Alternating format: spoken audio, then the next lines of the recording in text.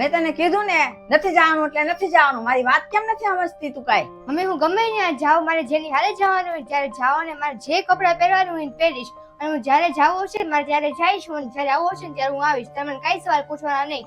અને કોઈક બહાર જાતું હોય તો તને ખબર નથી પડતી કે વાંચી ટોકાય નહીં એમ. અને આવા કપડાં પહેરીને રાતના ન જવાય. અને પહેરવા હોય ને કપડાં તો હારા પહેરીને જા. રાતે જવું હોય તો જા, પણ ના નથી. આવા કપડાં પહેરીને નહીં જવાનું. હું મમ્મી તું તે આવું જૂના વિચાર વાળી છો. અત્યારે બધા ટીવીમાં સિરિયલમાં પિક્ચરમાં બધા આવા જ કપડાં પહેરે છે. ઈ સિરિયલ ટીવી ની વાત અલગ છે અને આ જમાનામાં અત્યારે જમાનામાં રહેવાની વાત અલગ છે. મમ્મી તને ફેશન વિશે કઈ ખબર જ નથી. અત્યારે બધા આ જ કપડાં પહેરે છે, ટ્રેન્ડિંગ છે, ટ્રેન્ડિંગમાં છે કપડાં બધા. એક કામ કરતો, તારો ફોન ક્યાં છે દેખાડતો.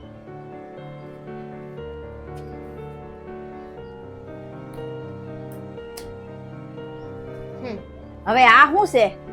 મોબાઈલ છે, બીજું હું? ઈ તો મને ખબર છે આ મોબાઈલ છે, પણ મોબાઈલ ની ઉપર શું છે?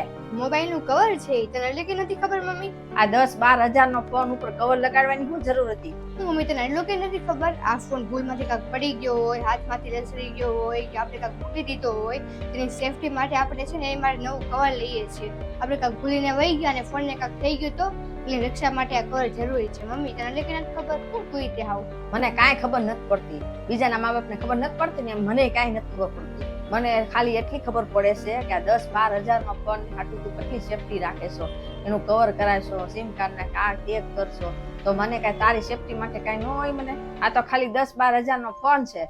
તું તો મારી માટે બહુ અનમોલ છો. તું તો મારી હાટું બહુ મહત્વની છો. તારે સેફટી ની જરૂર નથી, તારે કવર ની જરૂર નથી. એવા કયા મા બાપ એવું ઈચ્છે કે એને છોકરીને ક્રેશ લાગે? માણસો હું કહેશે ને ઈ કાંઈ તું ધ્યાનમાં ન લે, અને ટીવી સિરિયલમાં હું આવે છે ને ઈ તું કાંઈ ધ્યાનમાં ન લે. તારે જેમ જીવવું એમ જે તારી જિંદગી છે, પણ તુંય તે તારા મોબાઈલ ની જેમ પોતાને તું કવર કરીને રાખ. પણ મમ્મી છોકરાને કેમ કોઈ કઈ કહેતું નથી? છોકરા ગમે ત્યાં જાય, મોડા જાય, રાત્રે ગમે એની હારે રખડે, કોઈને કઈ કહેતું નથી. ભલે અડધી રાત્રે આવે પાછા. બધા કેમ છોકરીઓને સંભળાય રાખે છે? બટા છોકરીમાં ને છોકરામાં ફરક હોય છે.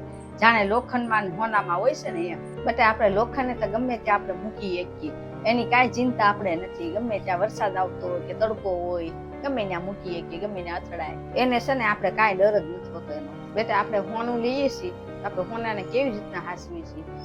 નાની એક ડબ્બીમાં રાખીએ, પછી એની અંદર ડબ્બી મોટી ડબ્બીમાં રાખીએ, પછી કબાટમાં મૂકીએ, કબાટની અંદર તેજુરી હોય એમાં હાસી રાખીએ. બેટા તું અમારું સોનું છો, અને સોનાને સેફટી રાખવી બહુ જરૂરી છે. હવે તું સમજી હું તને હું સમજાવવા માંગુ છું? હા મમ્મી સમજી ગઈ હું.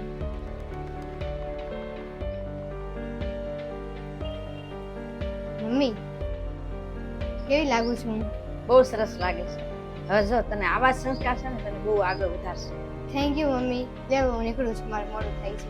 હા જા તમ તાર.